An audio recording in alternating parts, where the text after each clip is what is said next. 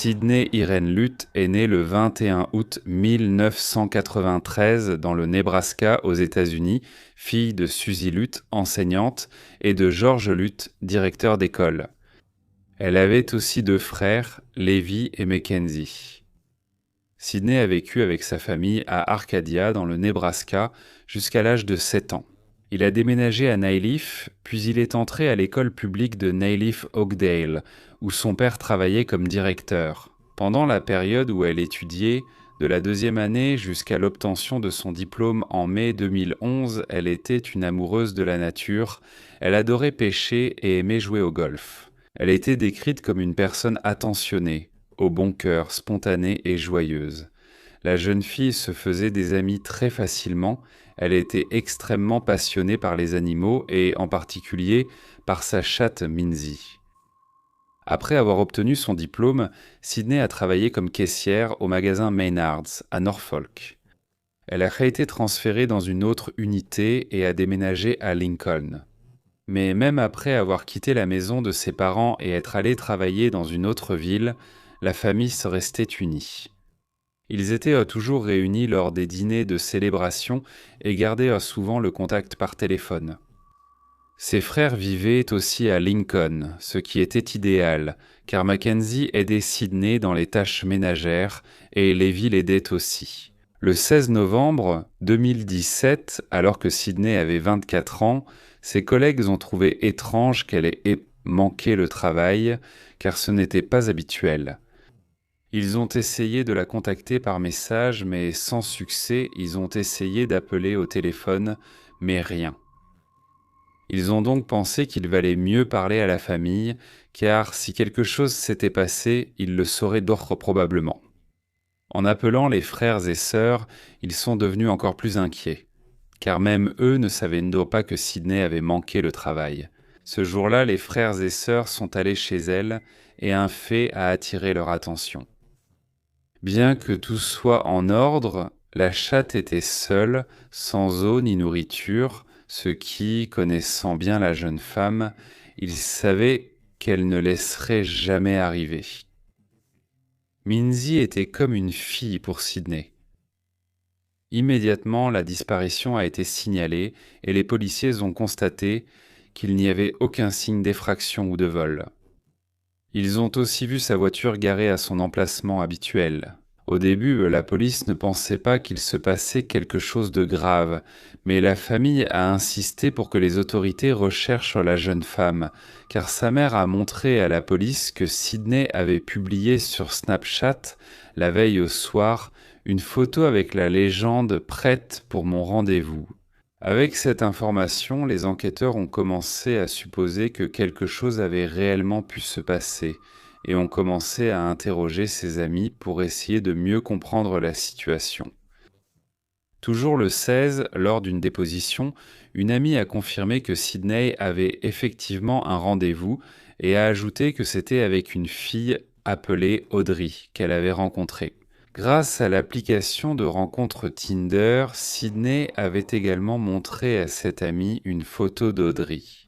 Elle a essayé de décrire aux policiers à quoi ressemblait cette fille, sans trop de succès, mais elle a convenu qu'à travers Tinder, elle essaierait de retrouver la photo de la fille. Elle ferait une capture d'écran et la leur enverrait. Sauf que cette amie de Sydney a fait bien plus que cela. Elle ne s'est pas arrêtée avant de trouver le profil de la suspecte et, dès qu'elle l'a trouvé, elle a fait une capture d'écran, mais elle a aussi entamé une conversation avec elle. Audrey a rapidement donné son numéro de téléphone. Ainsi, elle est retournée à la police et l'ami de Sydney a remis la photo ainsi que le numéro de téléphone. La police a dit qu'elle n'aurait pas dû faire cela car elle pourrait mettre sa propre vie en danger. Mais cette amie a assuré qu'elle n'utilisait pas un profil original lorsqu'elle discutait avec Audrey. Alors que la police tentait d'obtenir des infos via ce numéro, les jours passèrent sans aucun signe de Sydney. Le 21 novembre, 6 jours après avoir été signalée disparue, la famille a créé une page Facebook. Rapidement, les médias nationaux ont pris connaissance de l'affaire, l'ont publiée et les publications sur les réseaux sociaux concernant la disparition sont devenues virales. Les garçons de l'équipe de basket-ball du lycée Valentine, entraînés par le frère de Sydney, Levi, ont mis des rubans verts sur leurs chaussures. Leurs adversaires à O'Neill ont porté des équipements d'échauffement verts pour montrer leur soutien. La couleur verte est devenue le symbole de la recherche de Sydney. Il n'a pas fallu longtemps pour que les gens attachent donc des rubans verts aux arbres, aux poteaux et aux boîtes aux lettres dans toute la ville. L'émotion était très forte. George Lutt, le père de Sydney, est même apparu à la télévision pour lancer un appel. Merci pour toutes les prières. À mon avis, quelqu'un sait quelque chose, alors s'il vous plaît, faites ce qui est juste. Peu de temps après, le rapport sur le numéro de portable de Sydney et aussi sur celui d'Audrey, la fille que Sydney aurait soi-disant rencontrée dans la nuit du 15, est sorti. Cette fille ne s'appelait pas Audrey. Son vrai nom est Bailey Boswell, 25 ans, avec des antécédents policiers pour implication dans des affaires de drogue. Elle vivait justement dans une zone où le téléphone portable de Sydney a émis son dernier signal avant d'être complètement déconnecté. Bailey a été contactée et a confirmé connaître Sydney et l'avoir déjà rencontré 2 fois. Elle a précisé que la deuxième rencontre avait eu lieu dans la soirée du 15, mais qu'après cette rencontre, Sydney est partie et qu'elles ne se sont plus reparlées. Bailey a été relâchée après avoir été entendue. Il semble que cette attitude de la police n'ait pas plu à quelqu'un qui réclamait la résolution du mystère. Quelques jours plus tard, on ignore s'il s'agissait de proches ou d'amis. Mais quelqu'un a divulgué la photo de Bailey, la photo de son profil en tant qu'Audrey sur Tinder, et il n'a pas fallu longtemps pour qu'il trouve compte son profil sur Facebook, qui par conséquent montrait un petit ami nommé Aubrey Trail, âgé de 51 ans. Juste pour que ce soit clair ici, Audrey avec un D est un nom fictif utilisé par Bailey, et Aubrey avec un B est le nom de son petit ami. Cette information ne sera plus aussi confuse à partir de maintenant, car je vais appeler Bailey par son vrai nom, plus Audrey et son petit ami par Aubrey. Donc Bailey et Aubrey. La police, voyant toute cette agitation sur Internet au cours de la semaine, a également réussi à retrouver des informations sur Aubrey, qui était un ancien condamné pour des crimes de vol. Mais il n'était pas en fuite, il avait déjà été arrêté et relâché. Avec tout cela, en début d'après-midi, la police est arrivée à l'adresse qu'ils avaient obtenue pour lui, qui se trouvait dans une ville appelée Fall City, à 2 heures de Lincoln. Bonjour, monsieur Aubrey est-il là? Aubrey, il n'habite plus là. Qui êtes-vous pour lui? Ex-petit ami. Savez-vous où il est? Non, je ne sais pas où il habite. Auriez-vous un numéro de téléphone personnel ou professionnel? Vraiment, je ne sais rien, désolé. Je vous laisse mes coordonnées. Si vous vous souvenez de quelque chose, prévenez-nous. Merci. On ignore si cette ex-petite amie mentait, mais il semble qu'elle l'ait contacté. Le lendemain, il a appelé la police avec le numéro laissé chez l'ex lui-même. Au téléphone, il a dit où il habitait, et l'adresse qu'il a donnée était la même que celle que Bailey avait indiquée comme sa résidence à Wilbur. La police a émis un mandat de perquisition pour la maison. Pour s'y rendre, l'emmener au commissariat pour qu'il fasse une déposition, et, en même temps, fouiller la propriété à la recherche d'éventuels indices. Quand la police est arrivée la nuit, l'appartement était vide. Le propriétaire du logement, qui était loué, a été contacté et la police a attendu son arrivée pour ouvrir la porte. Dès qu'ils sont entrés, tout le monde a senti une forte odeur d'eau de javel, de désinfectant, de produits de nettoyage en général. De toute évidence, quelqu'un venait de nettoyer sévèrement l'endroit pour la population. Le couple s'était enfui. La police de Lincoln s'est jointe à la patrouille d'État du Nebraska et au FBI pour rechercher Sydney et les désormais suspects. Eh bien, ce qu'ils ne savaient pas, c'est que la police avait déjà des activités très suspectes des deux, capturées par des caméras de surveillance. Le matin du 15 novembre, à 22h25, le jour où Sydney a été vu pour la dernière fois, Bailey et Aubrey ont été vus entrant dans le Home Depot, un grand magasin. Ils sont restés là pendant 9 minutes et, à 22h34, ils ont été vus à la caisse en train d'acheter les articles suivants: une mini-scie, des chiffons et un couteau suisse. Sur les caméras du lieu de travail de Sydney, elle a été vue entrant à 11h57 et, 4 minutes plus tard, à 12h01. Aubrey entre par la même porte. Quand il entre, Sydney est en train de sortir. On ne sait pas pourquoi, mais Aubrey continue d'entrer dans le magasin et ne cache pas qu'il regarde derrière lui, dans sa direction. Pendant qu'il marche, il reste dans le magasin pendant 20 minutes, achète quelques articles et sort en direction du parking. Quelques minutes plus tard, Sydney retourne au magasin et, dès qu'elle entre, Aubrey sort de l'autre côté en direction de la sortie du parking. Encore une fois. Près de 20 minutes plus tard, lui et Bailey sont vus dans un magasin de bricolage, achetant cette fois une autre mini-scie. Les autorités ont également confirmé qu'à la fin de cet après-midi-là, ils étaient au Dollar General, achetant des sacs poubelles et des produits de nettoyage, quelques heures avant la rencontre avec Sydney. Quant au relevé du numéro de téléphone de Sydney, il montrait environ 140 messages échangés avec Bailey, et le dernier a été envoyé à 6h45 lorsque Bailey a envoyé le message. « Je suis déjà là, dehors. » Le 25 novembre, Bailey et Aubrey ont publié une vidéo sur son Facebook. L'enregistrement a été fait par Bailey, qui n'a jamais filmé son visage, elle n'a filmé que son propre visage. Mais on voyait clairement qu'elle essayait aussi de se cacher, car elle portait une capuche de manteau et de très grandes lunettes de soleil. Bonjour Lincoln, Omaha et probablement beaucoup d'autres endroits. Je suis avec Bailey, aussi connu sous le nom d'Audrey. Ces derniers jours, nous avons été poursuivis, critiqués par les journaux, alors nous avons pensé qu'il était temps de venir vous parler. Nous ne sommes pas ici pour nous défendre de quoi que ce soit ou pour essayer de vous faire croire quoi que ce soit, nous ressentons simplement le besoin d'expliquer notre point de vue. Je vais d'abord parler, puis Bailey évoquera ces deux rencontres avec Sydney. Le département de police veut que vous croyiez que nous nous cachons, que nous ne voulons pas leur parler. En réalité, nous avons parlé au département plusieurs fois et aussi par l'intermédiaire de mon avocat, Doug Mertz. Dans le Nebraska, Bailey et moi avons rédigé de longues déclarations et les avons envoyées à la police, racontant tout ce que nous savons. J'ai appelé la police car ils sont allés chez mon ex pour me trouver.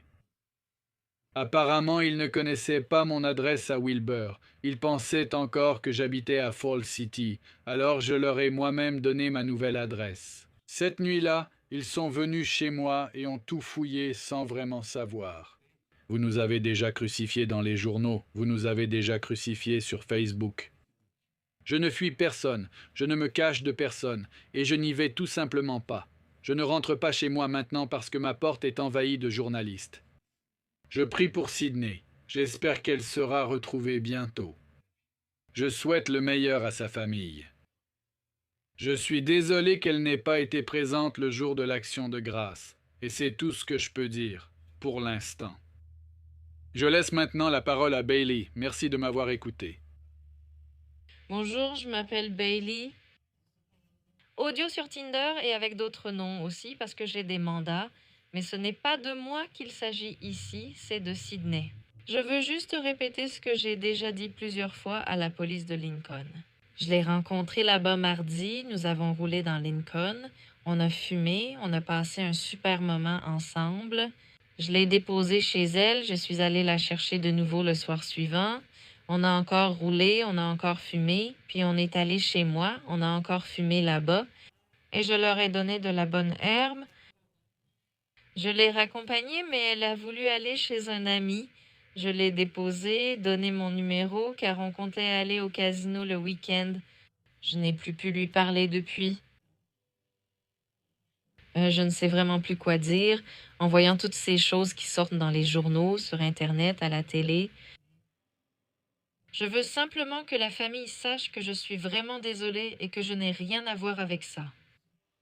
J'espère que Sydney sera vite retrouvée. C'est une fille douce et gentille. Je ne sais plus quoi dire, chérie. Tu veux dire quelque chose de plus, mon amour? J'espère que Sydney sera vite retrouvée. Je suis désolé pour ce qui se passe, pour ce qu'ils mettent dans les journaux. Je ne peux rien faire à ce sujet maintenant, parce que le département de police fait ce qui est le mieux pour eux. Ah, je sais, ici c'est un criminel avec un casier judiciaire qui parle, et tu vas croire ce que la police dira. Mais ce que je sais, c'est que tout le monde nous poursuit comme si on était des chiens. Je souhaite le meilleur à Sydney et sa famille, mais pour le département de police, allez vous faire voir. La vidéo a été partagée des centaines de fois en quelques minutes. L'affaire faisait déjà grand bruit sur les réseaux sociaux et dans les médias. Le lendemain, les pages Facebook du couple ont été supprimées et Aubrey a enregistré une autre vidéo, cette fois seule, qu'il a publiée avec un nouveau compte qui a également été supprimé par la suite. Salut tout le monde, ici Aubrey. Je regarde les infos et c'est pour ça que je fais cette vidéo. Il semble que, jusqu'à présent, il n'y ait que des commentaires en masse disant que nous avons tué cette fille, que nous l'avons vendue à un réseau de trafic humain et que nous avons utilisé l'argent de la vente pour le dépenser au casino. Il y a aussi des gens qui affirment que Bailey n'a pas laissé Sydney chez son ami, mais en réalité chez le dealer de Bailey. Vous plaisantez, n'est-ce pas? Notre publication sur le Facebook de la famille de Sydney a été supprimée ce matin. C'est tout à fait compréhensible. Ma page Facebook et celle de Bailey ont également été supprimées. La vidéo que nous avons postée là-bas hier n'est plus disponible, mais il semble qu'elle ait déjà été téléchargée et diffusée sur Internet. Mon avocat est Doug Mertz, M-E-R-T-Z. Quiconque souhaite parler de moi doit passer par lui, il me représente, et je ne parlerai à personne d'autre. Déclaration envoyée à Doug Mertz Bailey aussi, sûrement transmise à la police de Lincoln. Certains commentaires affirment que Bailey aurait qualifié Sydney de diverses manières. Les gars, regardez la vidéo encore une fois. Elle n'a rien dit de tout ça. Regardez ce que j'ai fait dans ma vie. C'est fait. Si je suis un voleur, je suis un voleur, mais, pour l'amour de Dieu, je n'ai jamais tué personne dans ma vie. Je n'ai jamais fait de mal à aucune femme dans ma vie. Alors, relisez ce que vous êtes en train de dire, asseyez-vous sur votre putain de chaise et lisez ce que vous écrivez. Vous arrêtez des gens sans preuve, juste sur leur casier. C'est absurde que chacun y croit s'il veut. Je ne suis plus impliqué dans des activités criminelles, mais j'ai eu des problèmes avec la justice pendant des années. La dernière fois qu'on m'a interrogé sur ces affaires, c'était il y a 12 ans. Ah, et beaucoup de gens se demandent ce qu'elle fait avec un homme de 51 ans. Attends, est-ce que c'est pertinent? Finalement, on a choisi de rester reclus, s'enfuir, mais personne ne veut aller en prison. Je ne veux pas rester ici à lire tous ces commentaires et à être accusé de quelque chose qu'on n'a pas fait. Vous dites qu'on a tué cette fille, qu'on l'a vendue. C'est ridicule, tout simplement ridicule. Tandis que le couple publiait ses vidéos en ligne et expliquait sur Internet. Tous deux ont été retrouvés dans un hôtel de Bronson, dans le Missouri, et arrêtés le même jour que la publication de la dernière vidéo d'Aubrey, le 30 novembre 2017.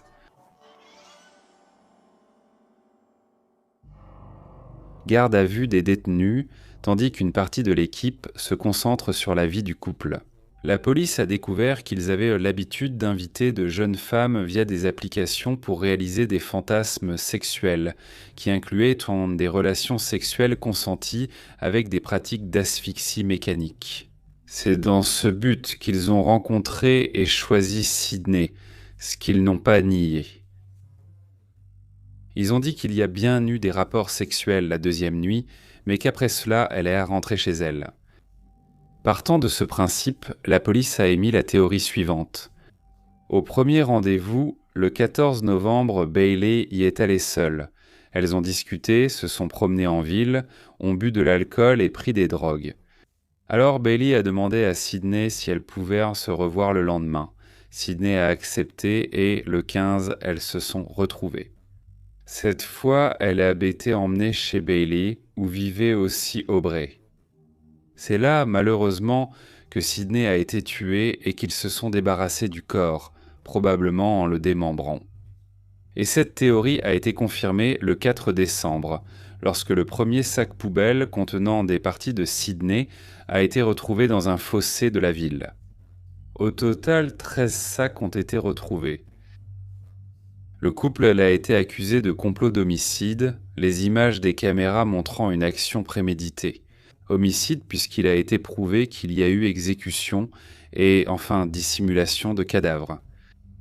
Dans le comté où ils étaient injugés, le crime de meurtre prémédité peut entraîner la prison à perpétuité. Tous deux ont accepté le droit d'être défendus par des avocats commis d'office et ont eu des procès séparés. La première audience a eu lieu en juin 2019 pour le procès d'Aubrey. Son avocat de la défense a présenté une version des faits afin de tenter d'écarter la possibilité d'une condamnation à perpétuité. Ce n'était pas prémédité. L'intention était uniquement de pratiquer l'asphyxie érotique dans le but d'augmenter le plaisir sexuel de Sydney Lutt. Essayer de se débarrasser du corps, c'est là que tout a dérapé. Il a aussi précisé qu'Aubrey et Bailey avaient déjà eu des relations sexuelles consensuelles avec d'autres, et qu'auparavant, ils avaient même une fille régulière qu'ils voyaient. Mais celle-ci est sortie de leur relation, et donc le couple cherchait une remplaçante. Elle a également dit qu'Aubrey et Sydney avaient une relation plus proche que ce que les gens pensaient, et qu'elle aurait pu participer volontiers au fantasme du couple. Ce qui a été nié par les enquêteurs du FBI qui ont déclaré n'avoir trouvé aucun indice d'activité en ligne prouvant qu'elle le connaissait. Sydney ne connaissait que Bailey. Une jeune femme de 22 ans a témoigné contre Aubrey, disant qu'elle avait connu Bailey. À l'été 2017, elle a été convaincue de voyager avec eux deux et d'autres filles, après avoir commencé à recevoir $200 par semaine. Elle a également déclaré que le groupe avait une conversation étrange, où toutes les femmes étaient appelées les sorcières et qu'il se surnommait lui-même un vampire. Il prêchait que, pour renforcer l'énergie de tous les membres du groupe, ils devaient toujours pratiquer des actes sexuels. Ce témoin a expliqué qu'à ce stade, même si ce n'était pas quelque chose de très courant, rien n'était exagéré par rapport aux diverses fantasmes sexuels qu'elle avait déjà réalisés pour d'autres partenaires. Mais quand le couple est venu avec une histoire disant que Bailey était maintenant la reine des sorcières, et que tout le monde obtiendrait des pouvoirs s'il torturait des victimes jusqu'à la mort, elle a décidé de quitter le groupe vers 11h30 du matin. Lorsque la juge a appelé le témoin suivant, Aubrey a crié « Abeille innocente, je vous maudis tous ». Après cela, il s'est tranché la gorge avec un objet non identifié, mais beaucoup disent que c'était un stylo. La juge a réagi, ordonné l'arrêt des enregistrements et l'accusé a été conduit à l'hôpital. L'audience a repris à 14h, il a été annoncé qu'Aubrey était en vie et la juge a décidé de continuer, même en son absence. Quelques mois plus tard, il est revenu au tribunal pour être entendu, cette fois en fauteuil roulant. De plus, il a été obligé d'assister à tout le procès menotté afin d'éviter d'autres incidents. La défense en a profité et a tenté d'utiliser la santé apparemment fragile d'Aubrey comme circonstance atténuante. Il n'a plaidé coupable que pour l'une des 3 accusations, celle de dissimulation de cadavres. Au début, Aubrey a dit qu'il était le chef d'une sorte de secte sexuelle, que dans son groupe, il y avait des sorcières et lui. Il était un vampire, il a confirmé ses croyances dans la sorcellerie, où les femmes sorcières gagneraient des pouvoirs si elles torturaient et tuaient l'un pour lui, mais lui ne faisait rien. Il a affirmé être journaliste, avoir cambriolé et avoir payé Sydney pour un rituel sexuel avec d'autres femmes, au cours duquel elle serait morte accidentellement. Lors des procès de Bailey, elle a maintenu son innocence et confirmé la situation. Le groupe réunissait des personnes se nommant sorcières et vampires, et elle a conclu en disant que la mort de Sydney était la conséquence des actes sexuels avec son petit ami, pas avec elle. D'anciennes partenaires de Bailey et Aubrey ont de nouveau témoigné. L'une d'elles a réaffirmé toute l'histoire du paiement en espèces pour les actes sexuels, et qu'elle s'est éloignée. Lorsque le couple a dit que, pour continuer, elle devrait, avec d'autres femmes, torturer et tuer une personne, une autre témoin a affirmé que Bailey parlait à plusieurs reprises de torture et de démembrement. Ainsi, en juin 2021, après environ 3 heures de délibération, le jury a déclaré Aubrey coupable et il a été condamné à la peine de mort. Quelques semaines après, Bailey s'est présenté au tribunal pour sa sentence, mais l'avocat a fait appel, reportant le verdict. Je suivrai cette affaire et publierai toute nouveauté sur mon Instagram, @archivemystère. Sydney Lutt, une jeune fille simple et travailleuse qui cherchait seulement à se faire de nouveaux amis via une application, n'a pas perçu le danger. Et elle a fini par croiser la route de mauvaises personnes dont le seul objectif était de faire le mal.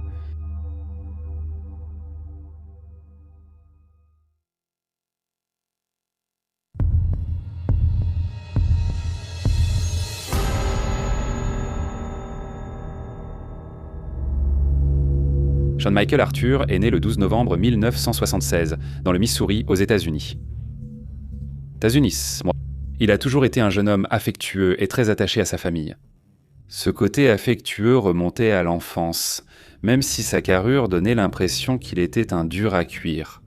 À l'université, il fut champion de lutte puis spécialiste en hydraulique à l'âge adulte.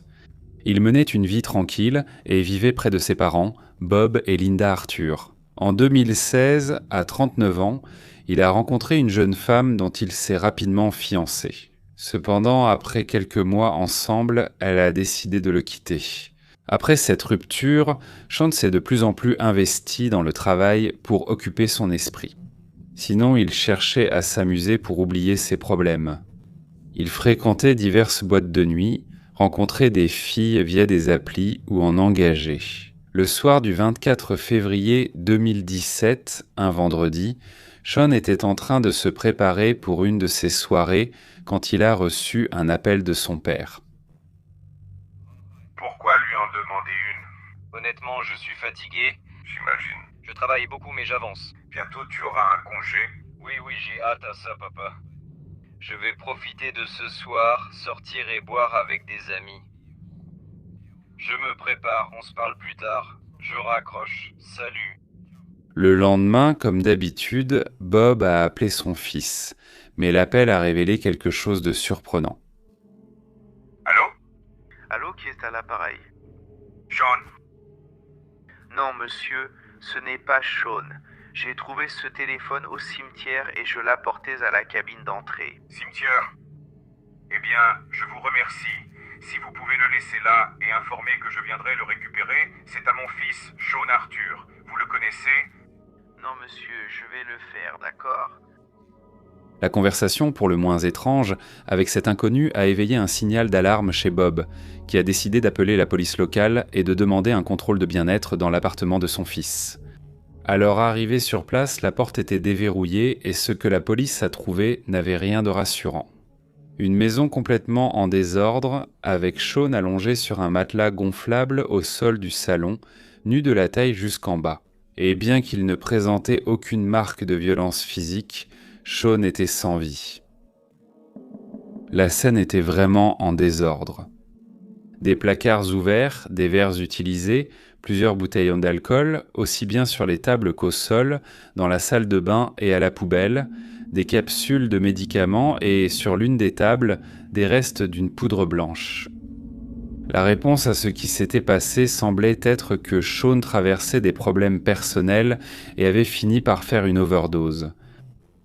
Même ainsi, l'équipe des homicides a été appelée avec la nouvelle équipe sur place. Tous s'accordaient à dire qu'il s'agissait d'une consommation excessive de stupéfiants et l'autopsie a confirmé l'ingestion de nombreux médicaments et d'alcool. À première vue, Shaun était considéré comme une victime de ses propres vices. La cause du décès a été déterminée comme une pancréatite hémorragique aiguë associée à la consommation d'alcool, ce qui aurait abouti à un accident fatal.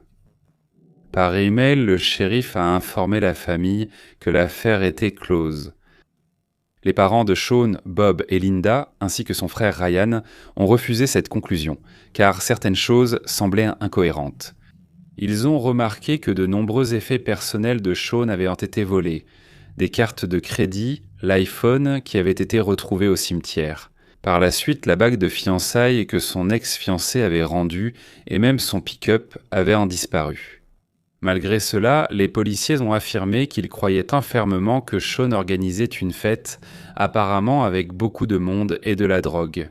Mais ils ne se sont même pas donné la peine de vérifier l'existence de cette fête supposée. L'affaire était close, point final. Même sous le choc et sans le soutien de la police, la famille Arthur a dû enquêter sur l'affaire au plus vite, et ils ont décidé d'engager une détective privée. Cette Jane Holmes a soulevé plusieurs points au cours des mois suivants, ce qui a fini par lancer une nouvelle piste d'enquête, ce qui ne correspondait en rien à ce que la police affirmait être le jour A.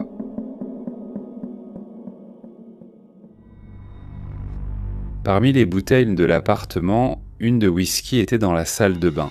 On a trouvé une empreinte digitale que l'enquêtrice a rapidement identifiée comme appartenant à une femme appelée Dominique Berry, âgée de 27 ans. Une prostituée qui avait déjà un casier judiciaire pour vol et cambriolage. Les caméras de sécurité du quartier ont montré une femme ressemblant à Dominique et un homme non identifié quittant les lieux avec la voiture de Shaun à 4h13 du matin. Le lendemain matin, les cartes de Shaun ont été utilisées dans un magasin Walmart à des kilomètres de chez lui.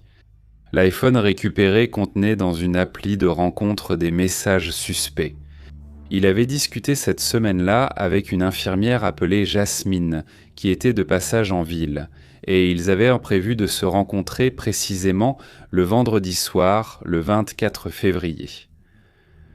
2 mois après les faits, le pick-up de Shaun a été retrouvé dans une rue proche de son appartement.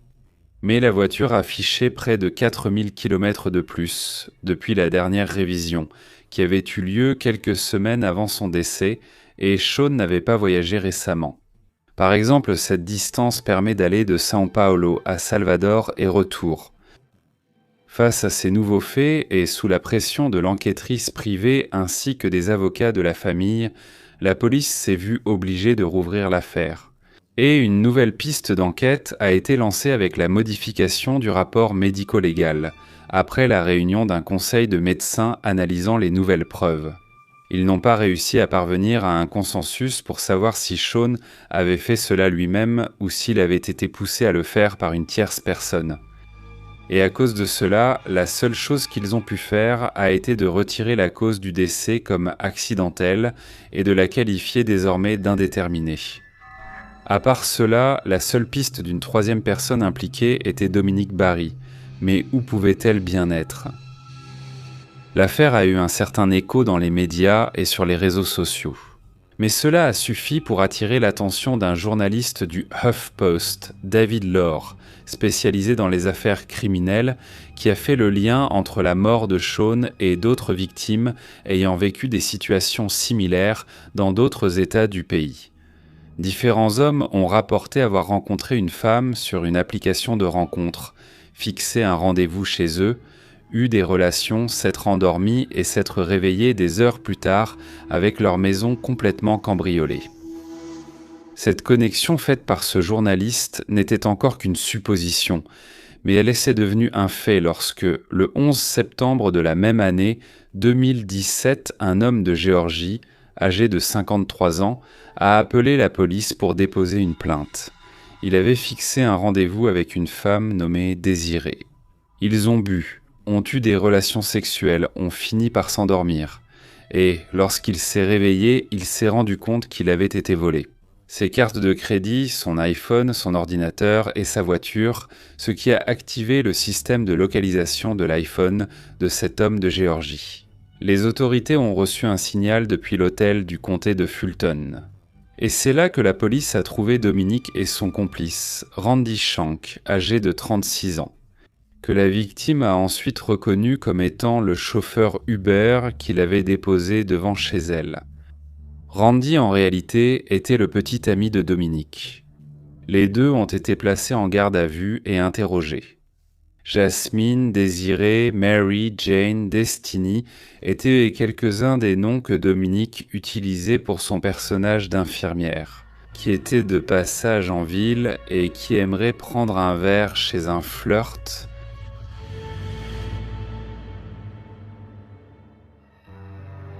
Dominique a avoué lors d'un interrogatoire comment elle traitait son petit ami et fixait des rendez-vous en ligne.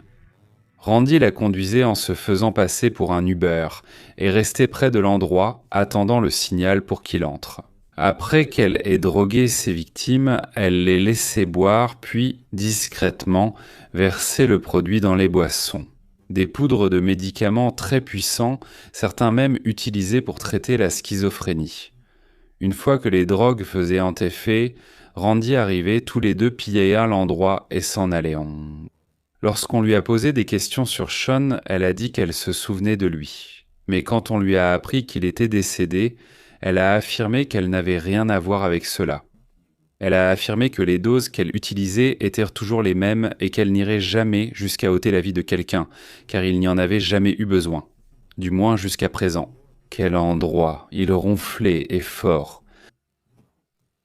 Selon l'enquête, les arnaques du couple avaient lieu depuis 2015 et, au cours des 2 dernières années, probablement plus de 50 hommes en ont été victimes.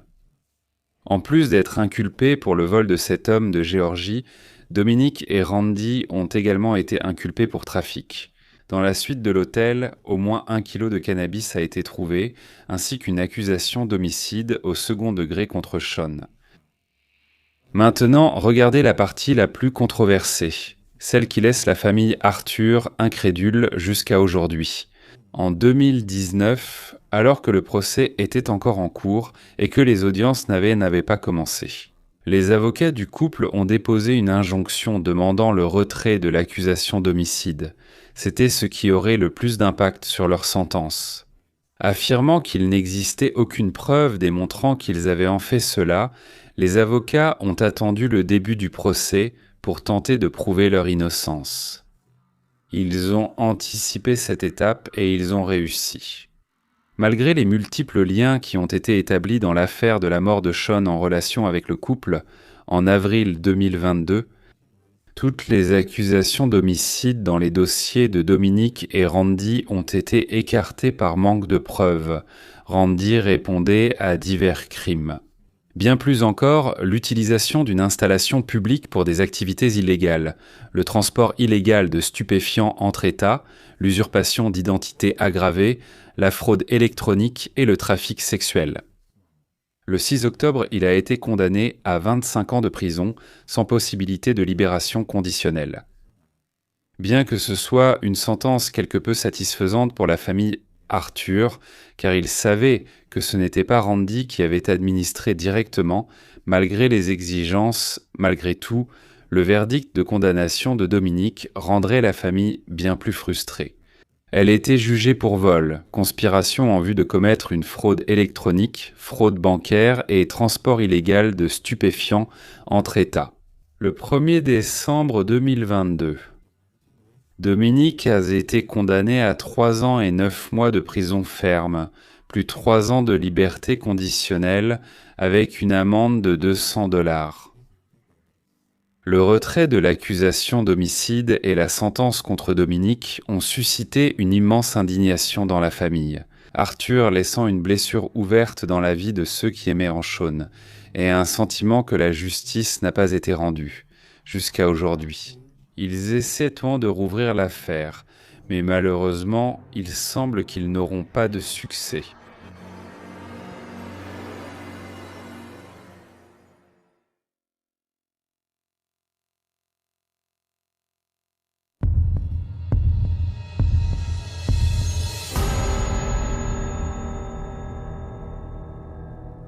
Stefano Brizzi est né le 26 juin 1966 dans une famille fortement catholique, dans une ville appelée San Marcello Pistoiese en Italie. Il a toujours su qu'il était de gay, mais le fait que sa famille suivait les doctrines religieuses de manière extrême faisait que cette situation le terrorisait. Même ainsi, il a continué sa vie, il a obtenu un diplôme en informatique et a trouvé un bon emploi comme programmeur en 2012, à l'âge de 46 ans. Stefano.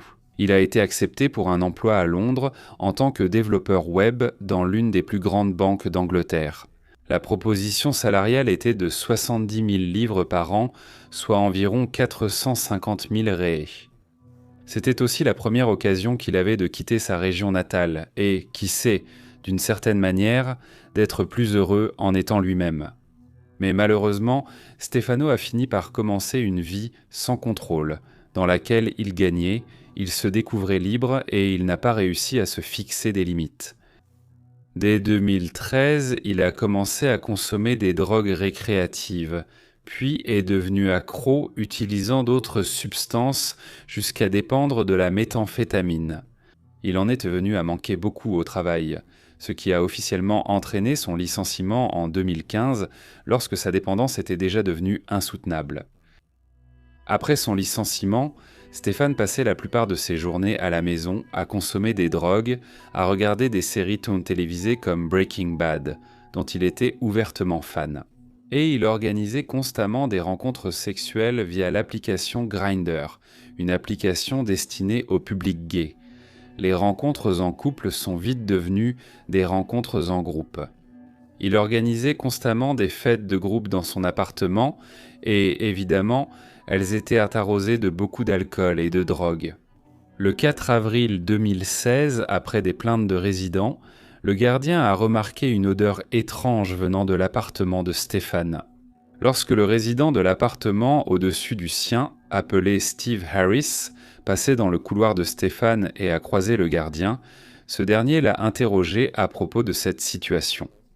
« Steve, est-ce que tu sens cette odeur ?»« Non, quelle odeur ?»« Une odeur étrange provient de cet appartement. »« Je ne sens rien. »« Viens plus près. » À ce moment-là, les deux se sont approchés de la porte de l'appartement et ont soulevé la petite trappe pour le courrier. « Putain de merde, c'est quoi ça ?»« Je ne sais pas, mais des habitants se sont plaints aujourd'hui. »« As-tu déjà sonné ?»« Pas encore. Je crois que cette odeur vient d'un cadavre, mec. »« Je vais appeler... »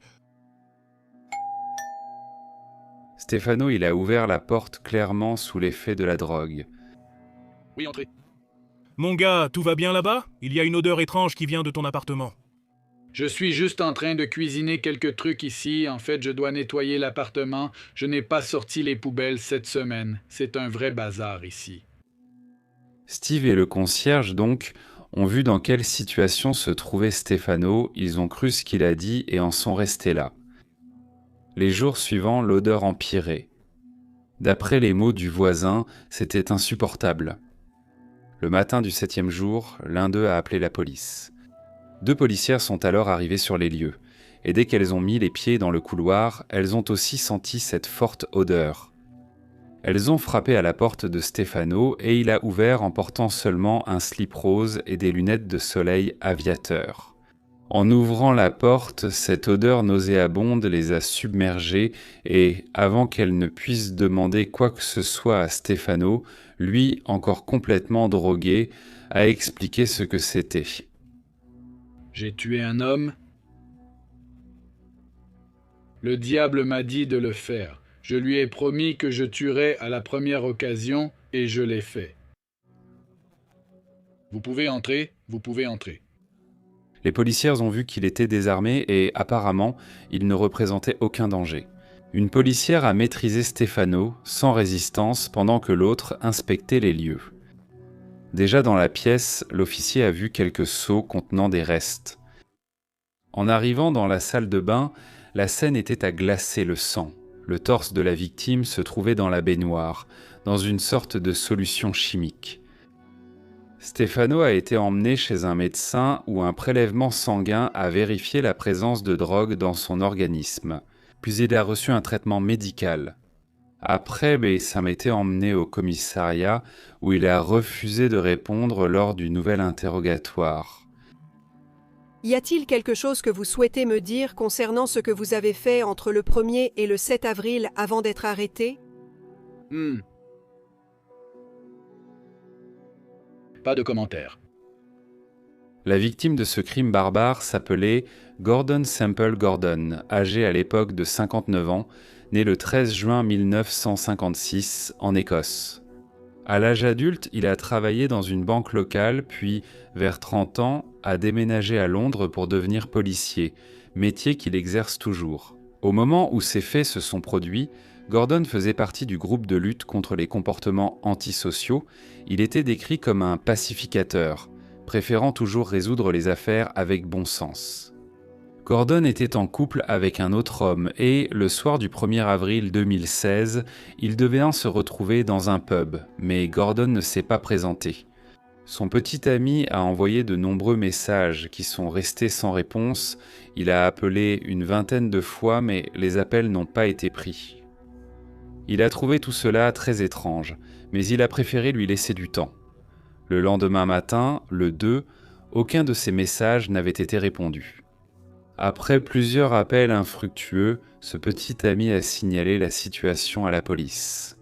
La seule chose que les policiers ont réussi à découvrir sur lui, ce sont des images de caméras de surveillance enregistrées le 1er avril, vers 3 heures de l'après-midi, où Gordon a été vu sortant d'une station de métro, mais sa destination restait incertaine. Cependant, les pièces du puzzle ont été assemblées. Lorsque son corps a été retrouvé, la station où il était descendu était la plus proche de la maison du criminel.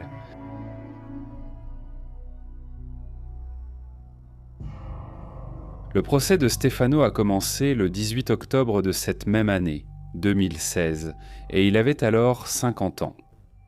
Suite à la répercussion de l'affaire et à sa cruauté, toutes les audiences se sont tenues sans presse pour éviter l'influence de l'opinion publique. D'autant plus que la victime était un policier.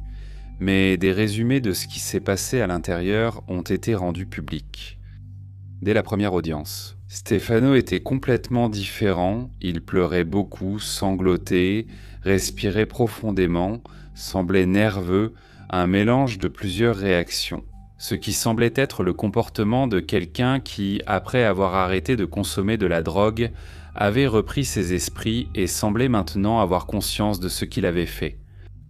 Dans sa défense, Stefano a affirmé qu'ils avaient en tous les deux des rapports sexuels consentis, avec des actes masochistes, quelque chose qui intéressait les deux parties. Parmi les objets utilisés, il y avait un collier et une laisse pour chien. Il a fini par étrangler Gordon sans s'en rendre compte, en raison du taux élevé de drogue dans son organisme. Jusqu'ici, ce qu'il disait avait du sens pour deux raisons importantes. Premièrement, il n'était pas nouveau qu'il soit dépendant, et deuxièmement, cela existait vraiment. Dans la liste des preuves, il y avait un collier et une laisse, et l'acide désoxyribonucléique des deux avait été identifié sur tous les objets. Cela aurait pu être un accident, comme cela aurait pu ne pas l'être, et c'était justement l'objectif du procureur d'essayer de prouver que ce n'était pas un accident. En apportant des informations qui ont permis de reconstituer le scénario de ces 6 jours entre le crime et l'arrestation de Stefano, ainsi que certaines informations concernant les jours précédents. Les enquêtes ont révélé que l'accusé était très irrité à cause d'un râteau qu'il avait reçu d'un autre homme avec qui il discutait. Ainsi, l'accident impliquant l'homme a eu lieu. Il est même allé jusqu'à son appartement, vers 3 heures de l'après-midi, comme l'ont prouvé les images des caméras de sécurité du métro. On sait aussi que Stefano est resté en ligne cet après-midi-là, probablement pendant qu'ils avaient des relations, car il a été confirmé qu'il continuait à inviter d'autres hommes. À ce moment-là, l'un d'eux a répondu, confirmant qu'il viendrait à 7 heures du soir. Cet homme est arrivé sur place et Stefano a ouvert la porte, mais il lui a refusé l'entrée en disant que la fête était déjà terminée. Ces informations étaient véridiques, transmises sur la base du témoignage de cet homme lui-même, à qui l'entrée avait été refusée. Le ministère public affirmait que le crime commis par Stefano était la conséquence de plusieurs facteurs. Contrarié par le rejet subi, Il était frustré de n'avoir jamais pu être vraiment lui-même dans sa vie, actuellement sans emploi en raison de sa dépendance à la drogue. Stéphane n'avait également aucune idée que Gordon était policier, et encore moins qu'il était en couple. Pour lui, cet homme était juste un autre solitaire, comme lui, qui pourrait mourir et rester des mois sans que personne ne remarque son absence. Rappelons-le les amis, ici on parle de la version du procureur. Le 4, après la visite du concierge et du voisin, Stéphano avait remarqué que l'odeur dans l'appartement attirait l'attention des autres. Et c'est là que, de manière préméditée, il a décidé de mettre un plan à exécution. Le parquet a montré des enregistrements de Stéphano le 4 dans un magasin d'ustensiles achetant divers articles dont des seaux, des gants en caoutchouc, des produits de nettoyage, des spatules, des scies et des pinces.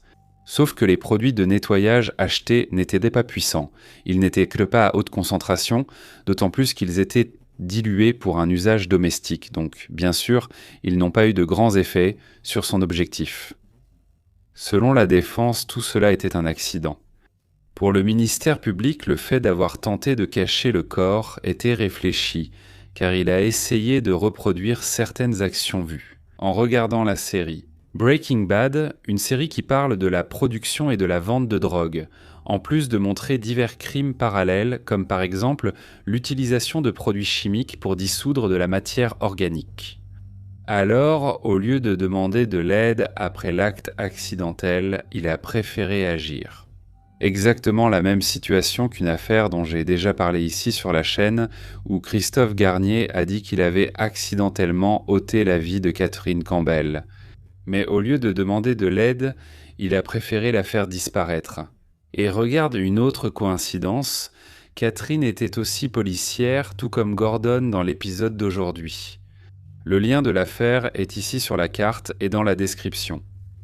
Dans les analyses de sang de Stéphano, juste après son arrestation, il a été constaté qu'il était effectivement sous de hauts niveaux de méthamphétamine, ce qui indiquait une consommation pendant plusieurs jours consécutifs.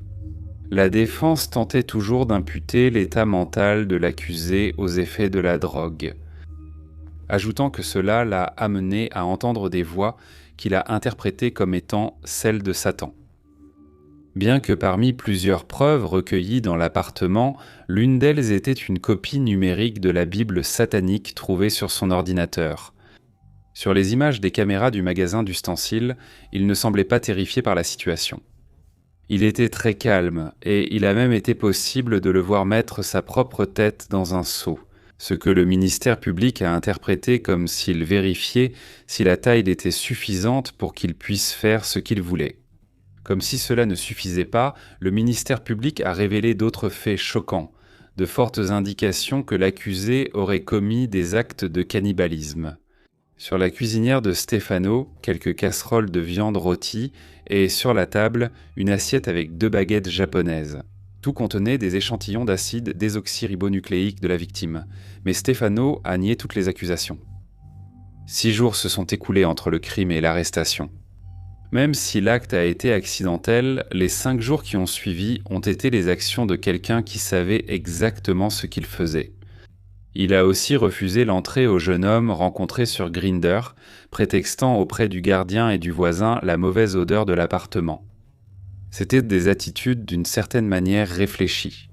Le ministère public affirmait que Stéphano était un homme mauvais et calculateur, tandis que la défense disait qu'il n'était pas un monstre, et qu'il n'avait simplement pas de conscience ni de mémoire. À cause des conséquences de la consommation de drogue, il était coupable, c'est un fait. Le jury devait juste déterminer s'il avait prémédité et commis le crime ou non. Tout était une vague de délire et de privation de sommeil qui ont entraîné des comportements insensés. Après la présentation d'examens psychiatriques indiquant que sa dépendance aux drogues n'avait pas provoqué de séquelles psychiques permanentes, Stéphano a pu délibérer le 14 novembre 2016 après 30 heures lors d'un vote de 10 contre 2. Stéphano a été condamné pour homicide volontaire et dissimulation de cadavre. La peine appliquée a été la réclusion à perpétuité avec droit à la possibilité de liberté conditionnelle après 24 ans, dans ce cas lorsqu'il aurait 74 ans, et je dis aurait, parce que, moins de 3 mois plus tard, le 5 février 2017, Stefano a été retrouvé sans vie dans sa propre cellule après s'être donné la mort.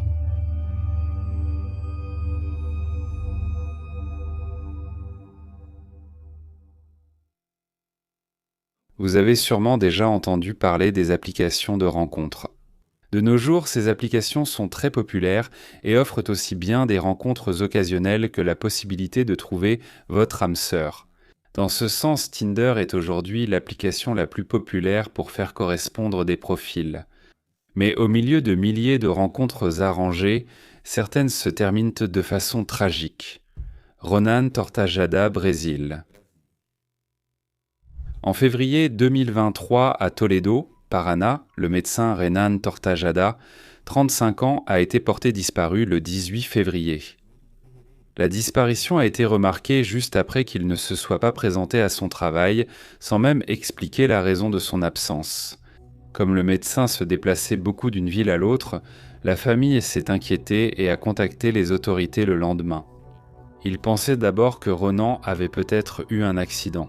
Mais dans l'après-midi du 18, le téléphone portable du médecin a été retrouvé près d'un lac à Umuarama, ce qui a suscité de nombreux soupçons. Le même jour, la police a été informée que la voiture de Ronan avait été vue en train de circuler dans la ville. Les autorités ont donc concentré les recherches à Umuarama et écarté l'hypothèse d'accident. Dans la nuit du 18, la police a trouvé un corps. Les parents de Ronan sont allés à l'institut médico-légal pour l'identifier, mais ont confirmé que ce n'était pas leur fils. Le corps était en fait celui d'une travestie nommée Sabrina Medeiros, 43 ans. Retenez bien cette information, elle sera très importante dans cette affaire. Grâce à l'intensification des recherches, des policiers militaires ont retrouvé la voiture de Ronan le 19 et l'ont interpellé. 2 personnes se trouvaient dans la voiture. L'identité du passager n'a pas été révélée, mais le conducteur était Guilherme da Costa Alves, âgé de 26 ans. Les 2 ont été placés en détention préventive au commissariat de Umuarama. Dès le premier interrogatoire, Guilherme, le conducteur, a avoué le crime et a raconté tout ce qui s'est passé.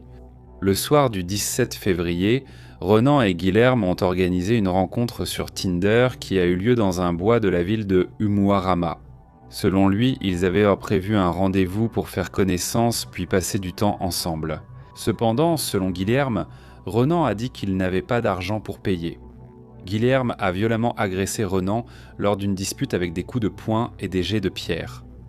Voyant le médecin mort, Guilherme a enterré le corps dans une tombe peu profonde, creusée à la hâte. Sur place, à quelques sens et Crossovars, à quelques mètres de l'endroit où les 2 s'étaient rencontrés, il était déjà prêt à s'enfuir avec la voiture de la victime. Mais il s'est alors rendu compte que quelqu'un l'avait vu enterrer le corps. Le témoin était justement Sabrina, qui se trouvait dans le bois à ce moment-là. Guilherme s'est alors approché d'elle et l'a tuée. Le meurtrier a placé le corps dans le coffre de la voiture de Ronan et l'a abandonné sur une route rurale à Marialena, à 25 km de Umuarama. L'autre occupant de la voiture, arrêté avec Guilherme, a été libéré car il a été constaté qu'il n'avait aucun lien avec les crimes. La police a également découvert que Guilherme avait déjà été arrêté pour trafic de drogue, vol et tentative d'enlèvement.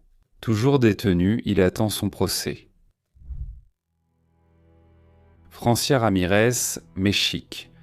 En 2016, Francia Ruth Ibarra Ramirez était une étudiante de 26 ans qui vivait dans la ville de León, au Mexique. Timide et réservée, elle a rencontré Emmanuel Bocanegra sur Tinder. Il avait aussi 26 ans. Ils se sont rencontrés plusieurs fois, mais toujours en secret. Ils ont eu 4 mois de rencontres occasionnelles dans son appartement, le 3 décembre 2016. Francia était retournée à son appartement et n'est jamais revenue.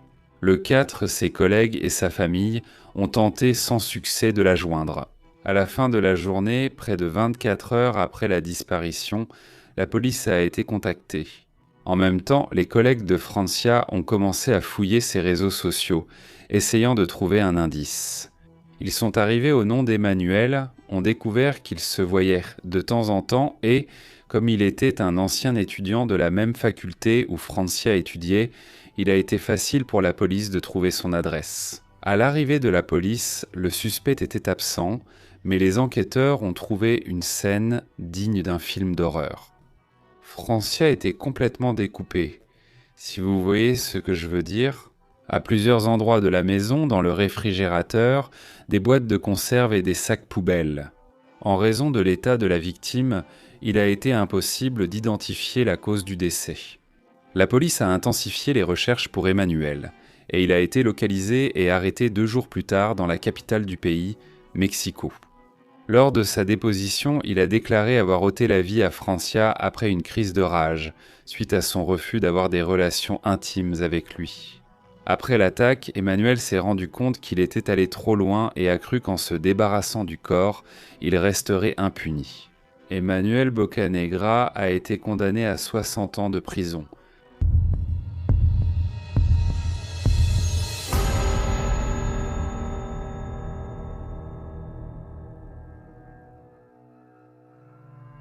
Carrie Lea Farver est née le 30 novembre 1974 aux États-Unis. En 2012, à 37 ans, elle a dû s'arrêter dans un garage pour vérifier un problème sur sa voiture. C'est à cette occasion qu'elle a rencontré David Kroppa, l'un des mécaniciens de l'endroit, avec qui elle a eu quelques rencontres intimes sans engagement. Mais en quelques semaines, cette relation est devenue un véritable enfer dans sa vie. David Alexandre Kroppa, plus connu simplement sous le nom de Dave, est né le 9 octobre 1976 dans l'État du Dakota du Sud, aux États-Unis. Au début de l'année 2000, vers l'âge de 25 ans, il a rencontré Amy Flora. Ils ont commencé à se fréquenter et sont rapidement tombés amoureux. En 2001, ils vivaient déjà ensemble. Quelques mois plus tard, naît leur première fille, puis leur fils en 2003. En 2011, ils ont décidé de se séparer, mais tout s'est passé de manière amicale. Amy voulait retourner à Omaha, Nebraska, où elle a grandi, et emmener les enfants avec elle. Dave a aussi déménagé pour rester proche de ses enfants. Ses premiers mois à Omaha ont été consacrés à s'installer du mieux possible. Il s'est concentré à trouver un emploi et un appartement près de chez Amy, pour faciliter les visites à ses enfants. L'année suivante, en 2012, après s'être installé et avoir trouvé un emploi dans un atelier, Dave, à 35 ans, était prêt à aller de l'avant avec sa vie et a donc décidé de s'aventurer sur des sites et applications de rencontres. Il ne cherchait rien de très sérieux, seulement des relations plus décontractées, où les deux pourraient s'amuser et profiter de la compagnie l'un de l'autre, sans engagement. Il a créé son profil et cherché des compagnes. Après plusieurs essais, il a décroché un premier rendez-vous. Shanna Elizabeth Goliard, appelée Liz, est née en juin 1975 dans le Michigan. Mais elle vivait à Omaha depuis un bon moment, car elle était propriétaire d'une entreprise de nettoyage. Tout comme Dave, Liz était aussi mère de 2 enfants. Dave a été agréablement surpris par Liz. Ils avaient beaucoup de choses en commun. Tous deux avaient un fils et une fille, ils adoraient les films de science-fiction et avaient les mêmes goûts musicaux. Elle aimait les motos et Dave en avait une. Il aimait les animaux de compagnie et Liz en avait 4, 2 chiens, un chat et un serpent. Tout semblait être une combinaison parfaite, mais même avec toutes ces compatibilités, dès les 2 premières semaines de rencontre, Dave a insisté sur le sujet déjà abordé. Au début de leurs échanges de messages, il avait précisé qu'il ne voulait rien de sérieux et qu'ils n'étaient pas exclusifs l'un envers l'autre. Au début, Liz était d'accord, mais avec le temps, elle a commencé à montrer une certaine jalousie envers son partenaire. Par exemple, elle n'aimait pas le temps qu'il passait avec ses enfants, annulant parfois certains rendez-vous avec elle, et elle se plaignait aussi du fait qu'il était encore en contact avec son ex-femme. Ces comportements ont gêné Dave, qui a choisi de s'éloigner de Liz. C'est alors qu'en octobre de la même année, alors que Dave travaillait à l'atelier, Kerry s'est arrêté pour demander de l'aide avec sa voiture. Sur le moment, il l'a trouvée attirante, mais son côté professionnel a pris le dessus et il est resté respectueux, sans faire aucune allusion ni tentative de drague envers elle. Quelque temps plus tard, par le hasard du destin, Dave a vu son profil sur l'un des sites de rencontres et a décidé de lui envoyer un message. Le premier rendez-vous a eu lieu le 29 octobre 2012. Lors de ce rendez-vous, Dave a appris que Carrie, originaire de la région, avait interrompu ses études après être devenue mère très jeune, puis les avait reprises et terminées. Et aujourd'hui, elle avait une excellente perspective de carrière puisqu'elle travaillait comme programmeuse dans une entreprise de technologie. Quelques jours plus tard, le premier jour où Dave a emmené Carrie chez lui, la sonnette a retenti avant qu'il ne se passe quoi que ce soit entre eux. En ouvrant la porte pour voir qui c'était, Liz était là, disant vouloir récupérer des affaires personnelles. Cela a créé une ambiance gênante et Dave a dû expliquer à Carrie qui elle était. Carrie a donc préféré partir et, en sortant, elle et Liz ont échangé des regards étranges. Après le départ de Liz avec ses affaires, Dave a appelé Carrie pour s'excuser et lui demander de revenir. Carrie a dit qu'elle était déjà dans un bus pour rentrer chez elle, où elle vivait avec sa mère et son fils, mais que Dave pouvait la rejoindre là-bas. Quand ils se sont retrouvés, Carrie s'est montrée extrêmement calme, disant qu'ils ne sortaient le pas ensemble, qu'il n'y avait rien de sérieux entre eux et qu'elle avait simplement quitté l'appartement pour éviter tout embarras. Pour lui, évidemment, ce que Carrie venait de dire l'a rendu extrêmement heureux. Le nouveau couple occasionnel a commencé à passer beaucoup de temps ensemble, mais cette relation a subi un changement radical. Le 13 novembre 2012, seulement 2 semaines plus tard. Premier rendez-vous. Vers 6 heures, Dave s'est levé pour se préparer au travail. Carrie était déjà réveillée, travaillant sur son ordinateur portable sur un grand projet de l'entreprise et elle allait au bureau. Peu après, Dave a embrassé sa partenaire puis est parti à l'atelier. Il était déjà 10 heures du matin lorsqu'il a reçu un message de Carrie, disant qu'ils devraient en commencer à vivre ensemble. Au début, il a trouvé cela étrange, car le sujet avait déjà été abordé. De plus, ils se connaissaient depuis seulement 2 semaines, et c'est exactement ce qu'il lui a répondu. À elle. Cependant, ce à quoi Dave ne s'attendait pas, c'est qu'il commencerait à recevoir des messages de Carrie l'insultant, disant que sa vie était ruinée et qu'il devait disparaître. Ne sachant pas vraiment comment réagir, il a continué à travailler jusqu'à l'heure du déjeuner, et lorsqu'il était rentré chez lui pour manger, il a remarqué que toutes ses affaires n'étaient même plus là. Tout en étant contrarié, il a aussi ressenti un certain soulagement que cela soit arrivé si tôt dans la relation. Il ne lui restait plus qu'à poursuivre sa vie et peut-être chercher une nouvelle partenaire. Il ne s'imaginait pas qu'à partir de là, sa vie deviendrait un véritable enfer.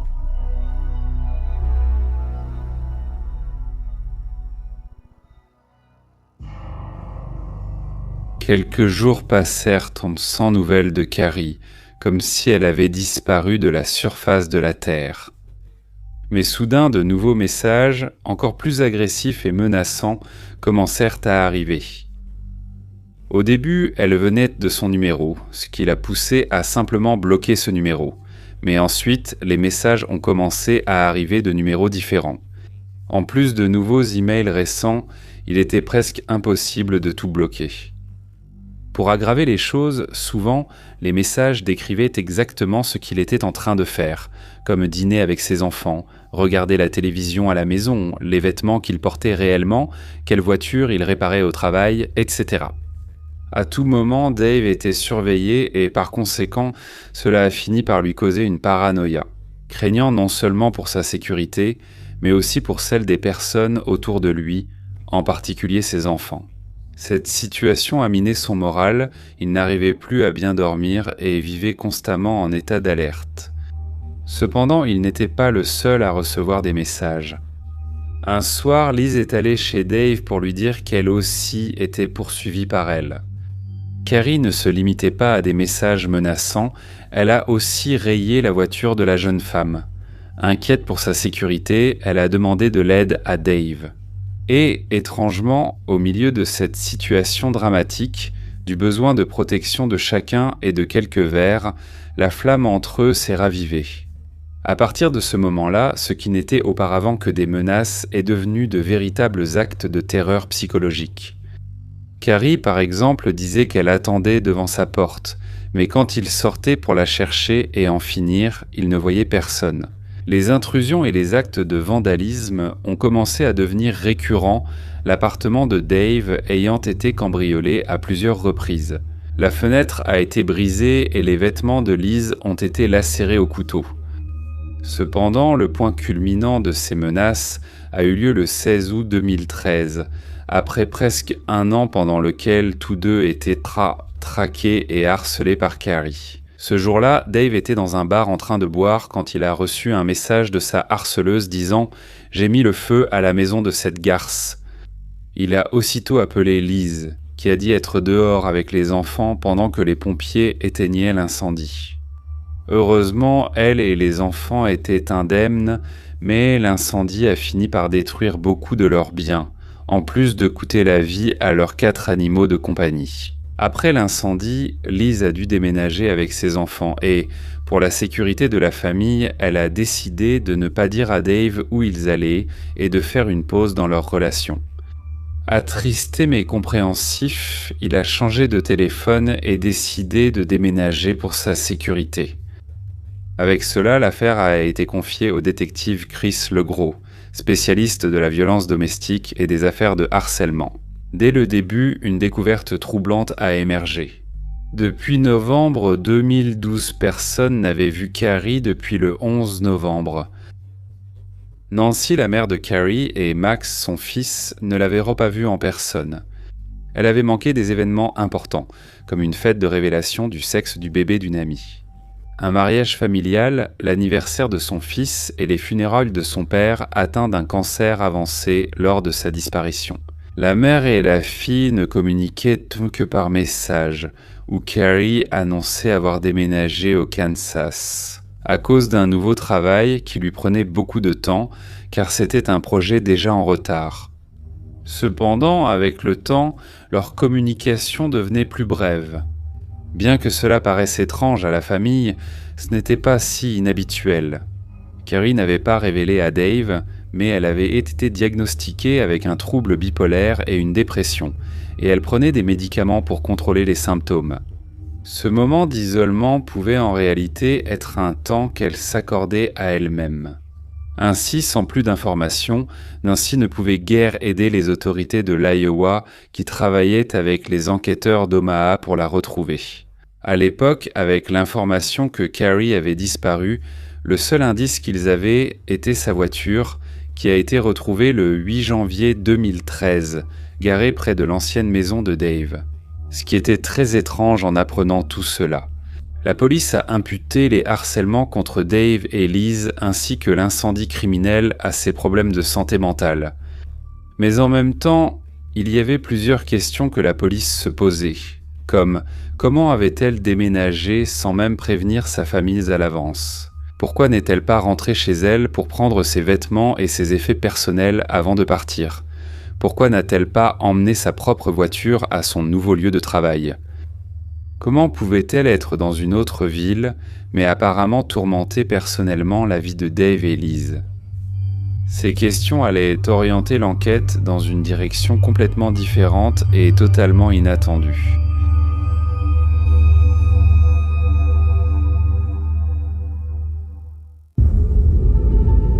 Un an s'est écoulé depuis l'incendie chez Liz et les messages perturbants adressés à Dave et à elle ont cessé.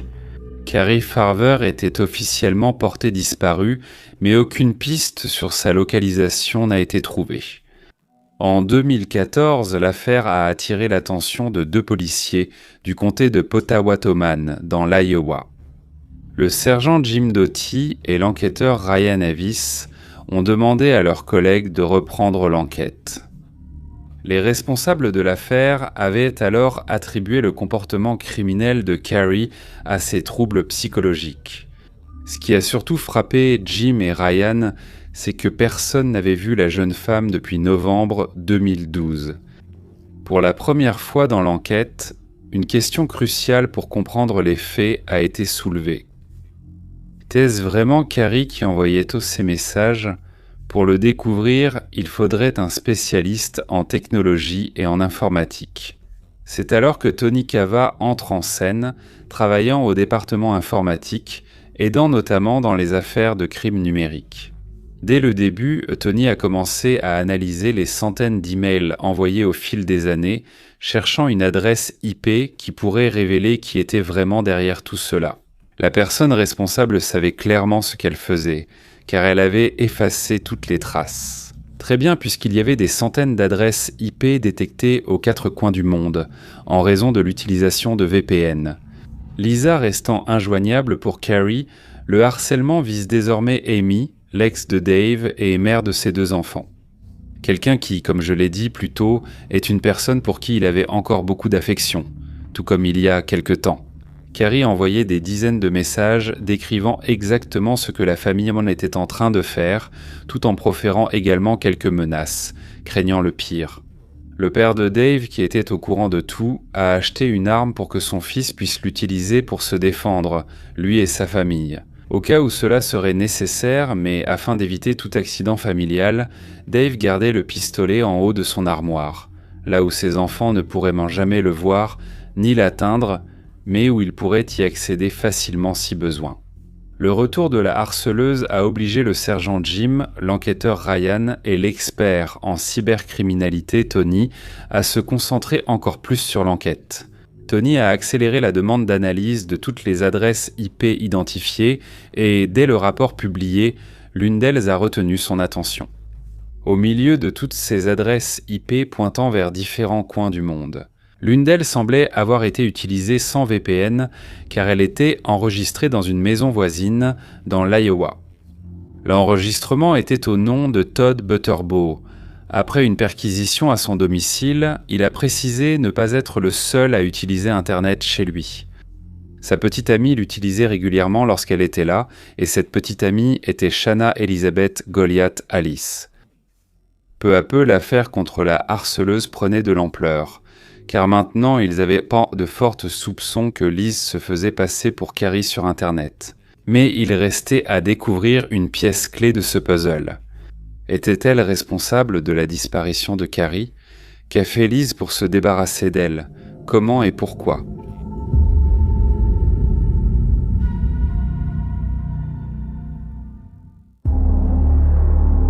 Le 5 décembre 2015, un dimanche, Dave a dîné avec ses enfants puis est rentré chez lui vers 20h30.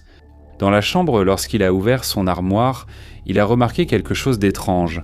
Le compartiment où il gardait son arme avait été fouillé. Lorsqu'il a vérifié à l'intérieur, il s'est rendu compte que le pistolet n'était plus là. Le soir même, une femme a appelé les urgences pour dire qu'elle avait été blessée à la jambe par balle par une autre femme dans un parc. C'est Liz qui a passé l'appel et celle qu'elle soupçonnait d'être la tireuse était Amy. Liz est allée à l'hôpital pour se rétablir, tandis qu'Amy a été emmenée au commissariat pour témoigner. Elle ne comprenait absolument pas la situation.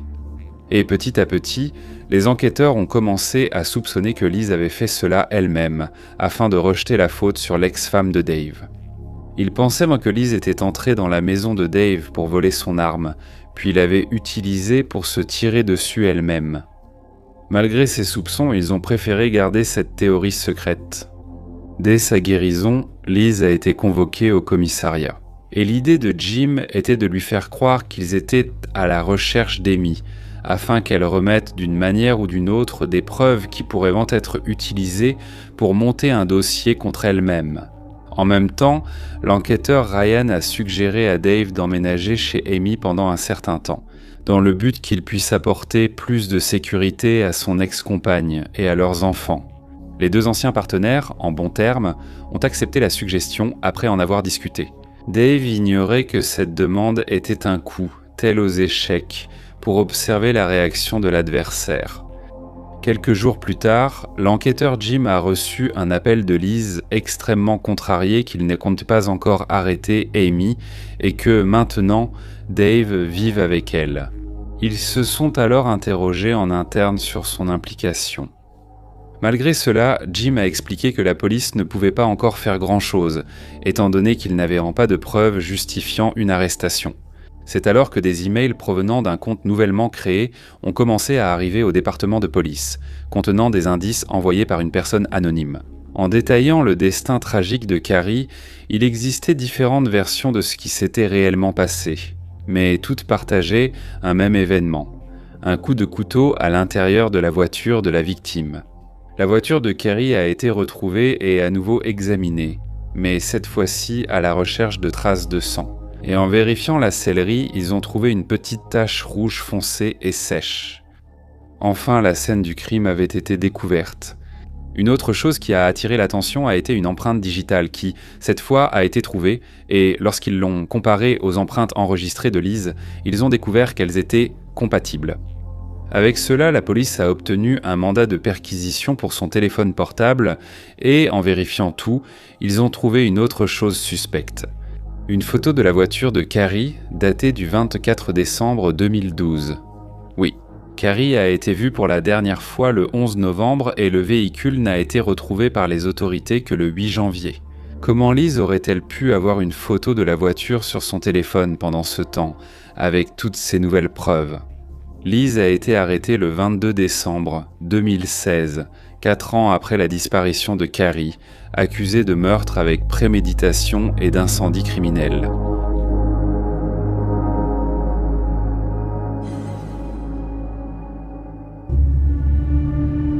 L'arrestation de Liz a apporté un immense soulagement à Dave et Amy qui, pour la première fois depuis de nombreuses années, pouvaient reprendre leur vie sans la peur d'être constamment surveillés. Cependant, une nouvelle bataille débutait. S'assurer que Liz ne soit pas acquittée, une tâche bien plus difficile qu'il n'y paraît, étant donné qu'il restait encore quelques zones d'ombre et des doutes autour du meurtre. Comment monter une affaire de meurtre sans armes ni corps ? Au cours de l'un des nombreux nouveaux entretiens menés avec Dave, Tony a demandé s'il avait encore un appareil électronique de l'époque où Carrie avait disparu. Ils avaient pour objectif d'essayer de récupérer des messages ou quelque chose de similaire afin de tenter de retracer les derniers pas de Carrie. Dave s'est alors rendu dans un entrepôt où il gardait quelques vieilles affaires, il a récupéré un objet et l'a remis à l'équipe d'enquête. L'appareil ne fonctionnait plus, mais il avait encore une carte mémoire, bien que celle-ci ait été formatée. Malgré cela, ils sont allés plus loin pour essayer de récupérer le contenu et la police a réussi à visualiser des centaines de photos, mais en très petite taille. Il était clair que plus de la moitié des images étaient peut-être des selfies de Liz. Ils ne s'y attendaient pas, mais cette carte mémoire provenait du téléphone portable et, d'après la date des photos, elle remontait à l'époque où Carrie a disparu. L'une d'elles a particulièrement attiré l'attention. C'était une photo de quelque chose qui ressemblait à un morceau de bois, mais qui avait un dessin étrange au milieu et des lignes sombres. En zoomant sur l'image, qui, comme je l'ai dit, était petite, donc de très mauvaise qualité, il a commencé à soupçonner que ce n'était pas un tronc, mais plutôt un pied humain. Les enquêteurs ont contacté Nancy pour lui demander si Carrie avait un tatouage sur le pied, et elle a confirmé que sa fille en avait bien un. Et elle a envoyé une photo où l'on pouvait voir le tatouage, un symbole chinois qui représentait mère, et les images étaient très similaires. Le procès a eu lieu 2 ans après l'arrestation, à la fin de 2018, et ce fut une affaire qui a marqué l'histoire de la criminalistique de l'État. Étant donné que presque toutes les preuves et traces de la meurtrière n'étaient pas physiques, cela a mis en évidence l'importance des empreintes numériques dans les crimes modernes et la nécessité pour les autorités d'être préparées à détecter et à travailler avec ce type de preuves. Le ministère public avait une version pour relier tous les éléments. Dans ce cas, ils n'avaient pas de preuves directes, mais ils ont présenté leur théorie. Pour que le jury puisse décider de la culpabilité ou non de Liz, selon eux, Liz, poussée par une jalousie et une obsession totale, le matin du 13 décembre 2012, a abordé Carrie dans sa voiture avec un couteau. Alors qu'elle s'apprêtait à aller au travail, Carrie a été forcée de conduire vers un endroit isolé, où, sans possibilité de demander de l'aide, elle a été attaquée. Après le crime, elle s'est débarrassée du corps de la victime, l'enterrant dans un endroit non identifié. Jusqu'à présent, Elle a envoyé un premier message à Dave depuis son téléphone. Elle est retournée dans son appartement, probablement avec une copie de la clé qu'elle avait faite sans en parler à personne, et a retiré toutes les affaires de Carrie de là. Dès lors, elle s'est présentée comme victime auprès de lui, de sa famille et d'elle-même. Comme elle le surveillait, elle connaissait ses horaires et savait quand il n'était pas à la maison. Alors parfois, elle entrait, mettait tout sens dessus-dessous et poignardait ses propres vêtements pour faire croire que c'était un acte de Carrie. Dans le cadre de son plan machiavélique, elle a incendié sa maison, mettant en danger ses enfants, mais sans aucune pitié pour ce qui arriverait à ses 4 animaux de compagnie. Selon cette théorie, Liz l'aurait surveillée et aurait su que Dave avait une arme chez lui lorsqu'il l'a sortie pour la nettoyer ou la vérifier. Elle a alors élaboré un plan pour accuser Amy et l'emprisonner, laissant ainsi l'espace complètement libre pour qu'elle puisse reconquérir l'homme dont elle était amoureuse. Dans ce cas, obsédée à la fin, Liz a été reconnue coupable des crimes d'homicide volontaire et d'incendie criminel et condamnée à la prison à perpétuité, sans possibilité de libération conditionnelle. Bien que Nancy et Max aient perdu respectivement leur fille et leur mère, tous deux ont respiré la liberté avec soulagement après le procès. Car enfin, ils ont eu la confirmation du doute qui les a tourmentés pendant des années, l'angoisse, la douleur et la peur de penser qu'il avait été abandonné ont pris fin. L'image de Carrie en tant que criminelle a été effacée et elle est officiellement passée du statut de suspecte à celui de victime.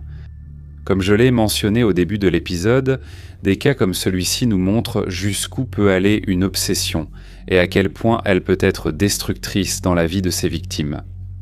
Cela souligne également l'importance de faire attention aux personnes avec qui vous interagissez en ligne.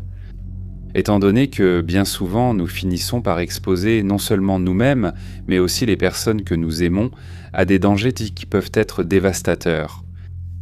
Nous ne devons pas forcément arrêter les applications de rencontres, mais il faut toujours rester très prudent. Malheureusement, le corps de Carrie n'a toujours pas été retrouvé à ce jour.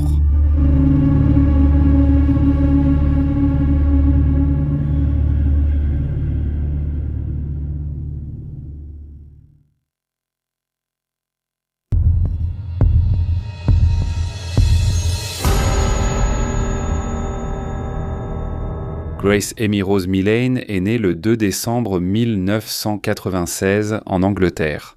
Ses parents s'appellent David et Gillian Millane. Elle était la plus jeune de 3 enfants. En septembre 2018, à 21 ans, elle a obtenu son diplôme en publicité et prévoyait de voyager dans plusieurs pays pour fêter sa remise de diplôme. Elle a commencé son voyage en Amérique du Sud en quittant la maison le 26 octobre. Sa première destination fut le Pérou, où elle a passé quelques semaines et rencontré d'autres voyageurs. Et le 19 novembre, elle est partie pour un autre endroit, l'île Cabo Renga, en Nouvelle-Zélande, de l'autre côté du monde. Le 30 novembre, elle est arrivée à Auckland, la plus grande ville du pays.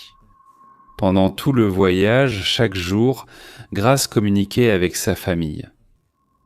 Le 1er décembre, dans l'après-midi, elle a envoyé une photo de sapin de Noël à ses parents et, le soir, un message à une amie. Le 2 décembre, ses parents, ses frères et sœurs, d'autres membres de la famille et des amis lui ont envoyé de nombreux messages sur son téléphone portable et sur ses réseaux sociaux pour lui souhaiter un joyeux anniversaire. Mais malheureusement, aucun message n'a été répondu, et encore moins lu.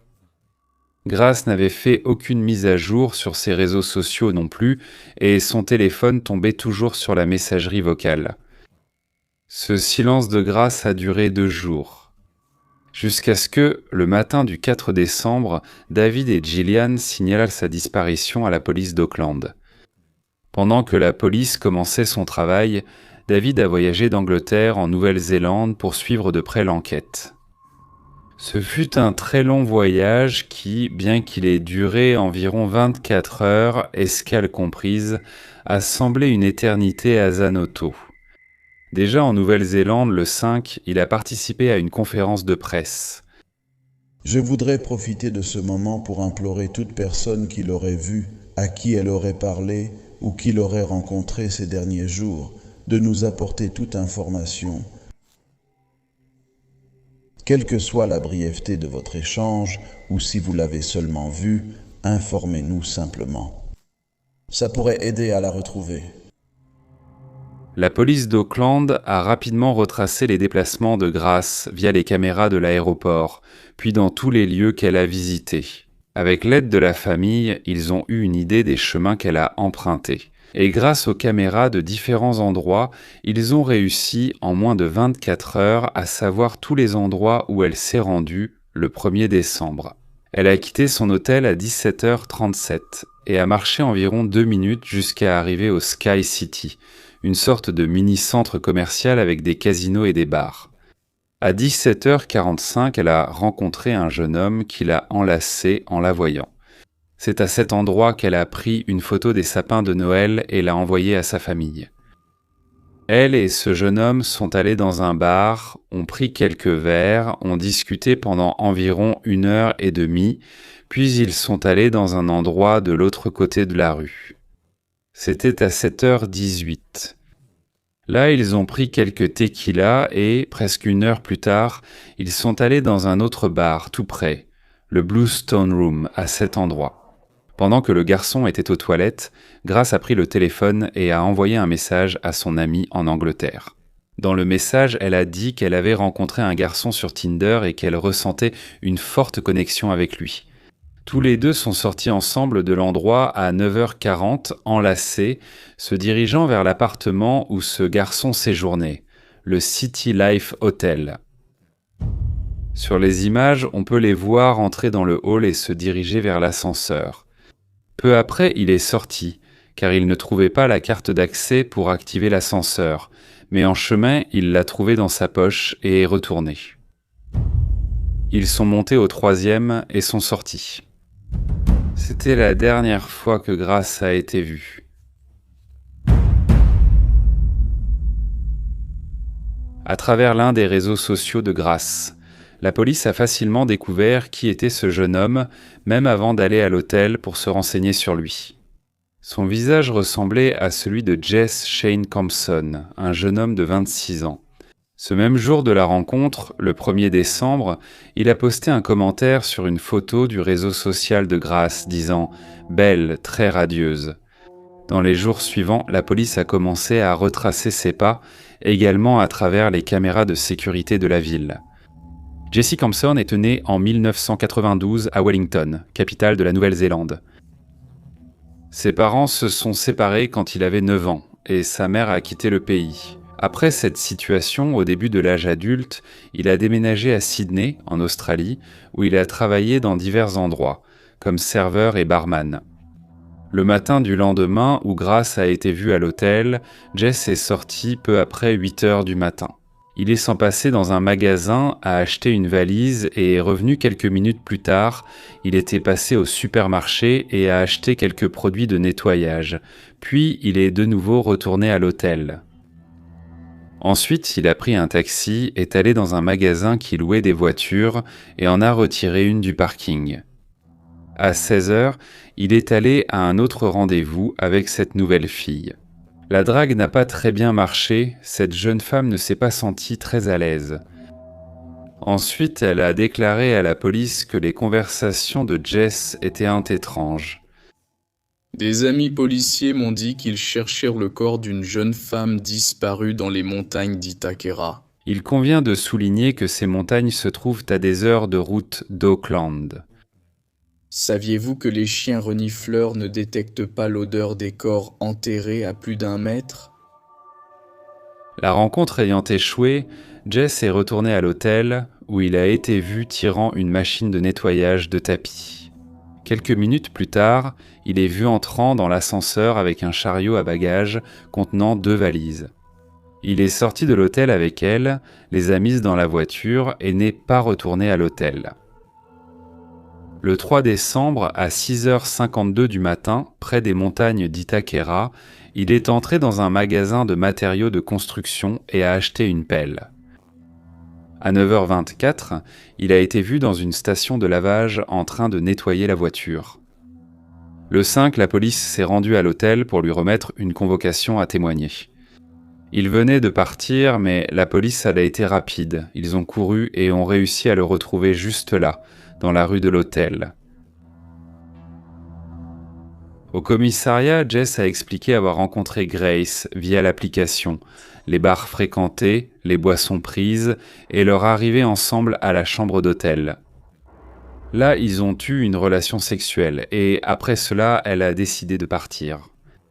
Quand elle partait, il lui a demandé s'ils se reverraient et elle a répondu qu'elle lui enverrait un message. Mais il a pensé qu'elle n'avait pas aimé le rendez-vous car dans les jours suivants, elle n'a pas pris contact. Le problème, c'est qu'il n'existe aucune image d'elle quittant l'hôtel, encore moins arrivant à l'endroit où elle logeait. Nous ne sommes pas sûrs si elle est morte ou non. Peut-être qu'elle est encore en vie, mais vous savez, elle pourrait être morte. Vous êtes d'accord ? Oui. Et compte tenu des circonstances, cela pourrait avoir été causé par vous. Mais je ne l'ai pas fait. Quelques minutes plus tard, le policier est sorti de la salle. Jess s'est levée, appelant quelqu'un. Et je suis arrêté pour quelque chose que je n'ai pas fait. Tu n'es pas arrêté ? Ah mince, désolé, j'ai mal compris, désolé. Après l'interrogatoire, la police est allée à son appartement et a examiné les lieux. Avec du luminol, ils ont trouvé plusieurs taches sur la moquette. Ainsi, il a de nouveau été interrogé le 7, et cette fois, il a apporté plus d'informations, en plus de se contredire par rapport à sa première déposition. Elle m'a demandé si j'aimais le masochisme, si j'avais déjà vu le film 50 nuances de Grey, qui est un film qui parle de fantasmes sexuels. Alors nous avons fait l'amour et c'était normal, puis elle m'a demandé si je pouvais l'étouffer pendant que nous faisions l'amour, et je l'ai fait. Et après ça, on a pris une douche et on a dormi. Le lendemain matin, quand je me suis réveillé, elle était morte par terre. J'ai besoin de m'arrêter un peu, je n'arrive pas à en parler. Tu veux faire une pause et reprendre dans quelques minutes ? Oui, s'il te plaît. Quelques minutes plus tard, j'étais sous le choc et je ne savais pas quoi faire. Je suis descendu et je n'arrivais pas à croire ce qui s'était passé. J'ai eu peur, j'ai cru qu'elle était partie, mais quand je me suis réveillé, elle était là, morte. Tu as tué Grace Milan ? Non. Jesse, tu es arrêté pour le meurtre de Gracie Millen. Tu m'as compris ? Oui. C'est étrange de dire qu'il avait peur en voyant Gracie morte. Sa chambre, car les images des caméras montrent qu'il était assez calme. La police avait déjà localisé son téléphone et découvert des choses différentes de ce qu'il avait dit dans sa déposition. À 1h du matin, le 2 décembre, il a fait des recherches sur des zones dans les montagnes de Whitaker. Il a aussi cherché les formes de combustion les plus puissantes. Après cela, il a pris plusieurs photos du corps de Gracie, photos qui ont ensuite été supprimées. Après cela, il a fait des recherches sur des sites pornographiques. Dans les jours suivants, il a recherché plusieurs fois le nom de Gracie sur Google. Après d'intenses recherches dans les montagnes de Whitaker pour trouver des endroits où le sol avait probablement été remué, le corps de Gracie a été retrouvé, découvert le 8 décembre à l'intérieur d'une valise. Il n'y avait plus aucun doute sur l'identité de l'auteur du crime. Le 10 décembre, la première ministre de Nouvelle-Zélande, Jacinda Ardern, a fait une déclaration officielle. Aujourd'hui, je voudrais commencer en parlant du meurtre de Gracie Millen. Nous avons reçu de nombreuses questions des médias sur cette tragédie. Tout d'abord, je ne peux pas imaginer la douleur de la famille ni ce qu'ils ressentent en ce moment.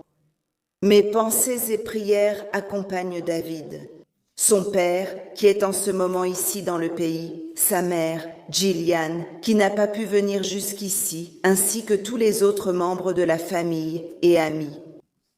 Au nom de la Nouvelle-Zélande, je tiens à présenter mes excuses à la famille de Gracie. Votre fille aurait dû être en sécurité ici, mais elle ne l'était pas, et j'en suis profondément désolée. J'ai informé la famille, par l'intermédiaire de la police, que s'il y a quoi que ce soit que nous puissions faire pour les aider, nous serons toujours là. L'année suivante, le père de Gracie, David, a reçu un diagnostic de cancer. Et sa lutte contre la maladie n'a pas été facile, car en même temps, il devait faire face à la perte tragique de sa fille. En novembre 2019, les audiences du procès ont commencé. Jess s'est déclaré innocent, il a blâmé la victime pour ce qui lui est arrivé. Par l'intermédiaire de ses avocats, il a affirmé que c'est elle qui avait demandé un acte masochiste pendant le rapport sexuel et que, malheureusement, tout s'est très mal terminé. Mais lors des audiences, l'accusation a fait venir 3 femmes qui avaient déjà eu un certain contact avec Jess pour partager leurs expériences. Toutes, qui l'ont rencontrée via la même application, l'ont accusée de quelque forme d'abus sexuel. Toutes les audiences se sont déroulées très rapidement, ne durant que 3 semaines, et le dernier jour, après 5 heures de délibération du jury. Jess Kempson a été reconnue coupable et condamnée à la réclusion à perpétuité, sans droit d'appel, pour au moins 17 ans. Le père de Gracie n'a pas eu connaissance du verdict, car malheureusement, il n'a pas survécu à son combat contre le cancer et est décédé 1 mois avant la condamnation du criminel. Gracie Millan, une belle jeune femme fraîchement diplômée qui réalisait son rêve de découvrir le monde, a vu son histoire se terminer de façon tragique, alors qu'elle profitait simplement de la vie d'une manière que n'importe lequel d'entre nous pourrait profiter.